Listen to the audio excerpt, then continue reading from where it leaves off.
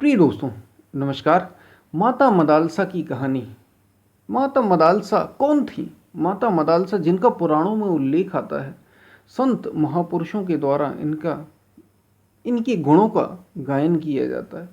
तो कौन थी माता मदालसा, इसी पर हम वीडियो में बात करेंगे। उससे पहले अगर आप चैनल पर नए हैं तो सब्सक्राइब भी करें। वीडियो को पूरा सुनेंगे तो आप इसका अधिक से अधिक लाभ ले पाएंगे। पसंद आए तो शेयर ज़रूर करें, शेयर करना ना भूलें। हम चलते अपनी वीडियो की तरफ। मदालसा जिनका माता मदालसा कहा जाता है, उन्हें वो विशेष रूप से इनकी विशेषता ही माता होने में ही, इसलिए माता मदालसा कहा जाता है इनको।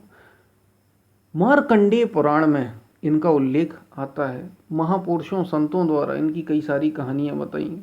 इनकी विशेषता ही माँ होने में। ये अपने बच्चों, इनकी विशेषता पता है क्या थी? ये अपने बच्चों को इन्होंने जो लोरी सुनाई, लोरी यानी जो माँ अपने बच्चे को सुनाती जब एक बहुत छोटा बालक होता है। छोटे छोटे बच्चों को चंदा मामा दूर के, आपने सुना है? ऐसी लोरियां सुनाई जाती हैं माँ के द्वारा हर जगह, हर स्थान पर अपने छोटे छोटे बच्चों को, जो छोटे होते हैं, 1 वर्ष के, 2 वर्ष के, 3 वर्ष के, तो ऐसे बच्चों को बड़ा किया। माता मदालसा ने अपने बच्चों को पता है क्या लोरी सुनाई। इसी वजह से ये बड़ी प्रसिद्ध हुई। इन्होंने शिक्षा दी आत्मज्ञान की। इन्होंने अपने बच्चों को शिक्षा संसार की नहीं दी कि तू बड़े होकर राजा बनेगा, तू बड़े होकर बहुत बड़ा बिजनेसमैन बनेगा, तू बहुत बड़ा चक्रवर्ती सम्राट बनेगा। नहीं नहीं नहीं, इन्होंने शिक्षा शरीर की नहीं दी, इन्होंने शिक्षा मन की नहीं दी, मन के भोगों की, संसार के भोगों में लिप्त होने की शिक्षा नहीं दी। इसलिए माता मदालसा को नहीं जाना जाता। माता मदालसा को जाना ही इसलिए जाता है क्योंकि इन्होंने अपने बच्चों को शिक्षा दी कि तू शुद्ध है, तू बुद्ध है, तू निरंजन है। शुद्धोषी इनकी लोरी ही है। शुद्धोषी बुद्धोषी निरंजनोषी, संसार माया परिवर्जितोषी, संसार स्वप्न त्यज मोह निद्रा, मदालसा वाक्य मुवाच पुत्रम। और भी पूरी, लेकिन ये प्रमुख। शुद्धोषी बुद्धोषी निरंजनोषी, तुम शुद्ध हो, तुम बुद्ध हो, तुम निरंजन हो। संसार तो माया है। परिवर्जितोषी, यहाँ सब कुछ बदलने वाला है। ये सोचिए, छोटे बच्चे को अपनी शिक्षा दे रही है माता मदालसा, जो अभी आया ही है संसार में, और शिक्षा देते जब वो 4-5 वर्ष का हो गया। यही लोरी रोज सुनाती माता मदालसा। आगे कहती, संसार स्वप्नम तेज मोह निद्रा। संसार स्वप्न है, तू मोह की निद्रा का त्याग कर। मदालसा वाक्य मुवाच पुत्र। ये मदालसा का वचन है, ये तेरी माँ का वचन है, जो शास्त्रों ग्रंथों से मुझे मिला। तो मदालसा स्वयं भी उस स्थिति वाली थी और अपने बच्चों को, उनके 4 पुत्र हुए। 3 पुत्र ऋतुध्वज नाम के राजा थे जिनसे उनका विवाह हुआ। 3 पुत्र। अब वो जैसा भी संसार, जैसा भी उनके लिए जीवन था, उन्होंने जीवन वैसा जिया। 3 पुत्र थे, तीनों पुत्रों को उन्होंने अपने शरण में रखा, अपने संरक्षण में रखा 5 वर्ष तक की, जब तक उन्हें शिक्षा, वे बड़े नहीं हो गए, 5 वर्ष तक की उम्र तक। और यही लोरी रोज सुनाती।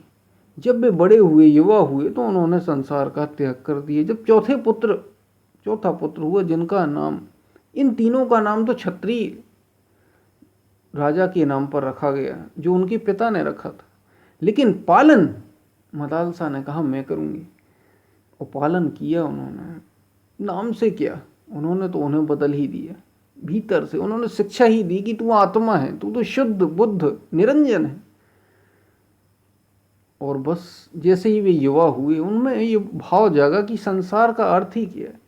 अगर हमें उसमें सत्य को जानना है, सत्य में स्थित होना है, तो पहले हमें जो जरूरत है, हमें अपनी साधना को पूर्ण करना होगा। उसके बाद बात की बात। तो तीनों अपनी साधना में रत हो गए, तीनों ने त्याग कर दिया। चौथे जब पुत्र की बारी आई, चौथा पुत्र हुआ अलर्क, जिसका नाम राजा ने कहा कि तुम रख लो, लेकिन इसको शिक्षा और भी देना, ताकि ये राजपाट चलता रहे। मदालसा ने सारी शिक्षा दी और साथ में एक चिट्ठी भी रख दी जो जिसे पहना दिया। अब इस बारे में भी कई सारी कहानियां हैं कि जब तेरे समय जीवन में कोई ऐसी विशेष परिस्थिति आए तो तू ये चिट्ठी को खोल लेना, तुम्हें समाधान मिल जाएगा। और माता मदालसा, समय आगे बढ़ा, माता मदालसा और उनके जो पति थे वो अपना जीवन लगभग आयु के दिन अपने पूरे करने जा रहे थे, तो उन्होंने बाद में सन्यास का जीवन, दोनों सन्यासी हो जाते हैं। ये जो अलर्क नाम का उनका चौथा पुत्र था, ये अपने राजपाट में था। 3 भाइयों का तो उसे हमेशा दिमाग में आता रहता था कि तीनों ने वैराग्य का जीवन जिया, वन को चुना, मैं यहाँ पे हूँ। एक बार ऐसी परिस्थिति हुई, संकट में घिर गया, उसने वो चिट्ठी खोली तो बस वही लिखा था, क्या? शुद्धोषी बुद्धोषी निरंजनोषी संसार माया परवर्जितोषी। संसार स्वप्नम तेज मोह निद्रा, ये मोह निद्रा का त्याग कर। संसार तो स्वप्नवत है, तू शुद्ध है, बुद्ध है, निरंजन है, आत्म तत्व है। और क्या था वो भी, वो जो चौथा पुत्र था वो भी वैराग्य को प्राप्त हुआ। और बाद में ऐसा कहा जाता है कि गुरु दत्तात्रेय जो थे उनके पास जाकर उसने बाद में पूर्ण शिक्षा आध्यात्म की ग्रहण की। सबके सब महापुरुष हुए। तो ये बात है, जीवन को सत्य की ओर ले गई माता मदालसा, जीवन ही बदल दिया। तो ये तो कहानी होगी, असली चीज है कि माता मदालसा ने अपने बच्चों को क्या दिया, हम क्या ऐसा अपने बच्चों को देते हैं। बात ये नहीं है कि वो बैरागी बने, बात ये नहीं है कि वो संसारी बने, बात ये है कि जो सत्य है, जो वास्तव में होना है जीवन के साथ, मृत्यु घटित होनी है, इसे रोका नहीं जा सकता।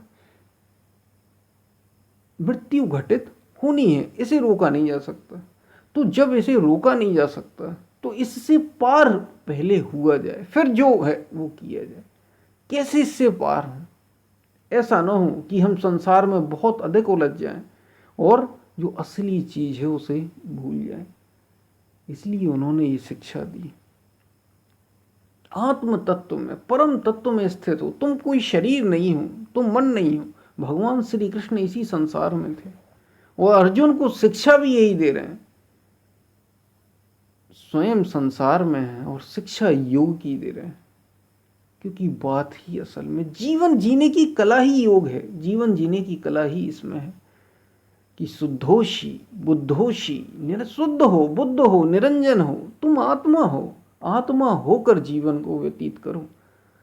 तुम शरीर होकर मत जियो, दुखी भोगते रहोगे, चाहे तुम वन में रहो या राज्य में रहो। तुम मन बनकर मत जियो, दुखी भोगते रहोगे। तो ये शिक्षा माता मदालसा से हमें मिलती है और हमें अपने बच्चों को भी ये शिक्षा अवश्य देनी चाहिए, क्योंकि यही सच्चा ज्ञान है जो उनको जन्म मृत्यु के भय से मुक्त कर देगा, जो उनको संसार के सभी डर से, सभी भय से खुद को मुक्त करेगा और उनको भी कर देगा। तो ये माता मदालसा की बात थी कि वे कौन थी और जिनका पुराणों में उल्लेख है। हम फिर मिलते हैं, तब तक के लिए धन्यवाद।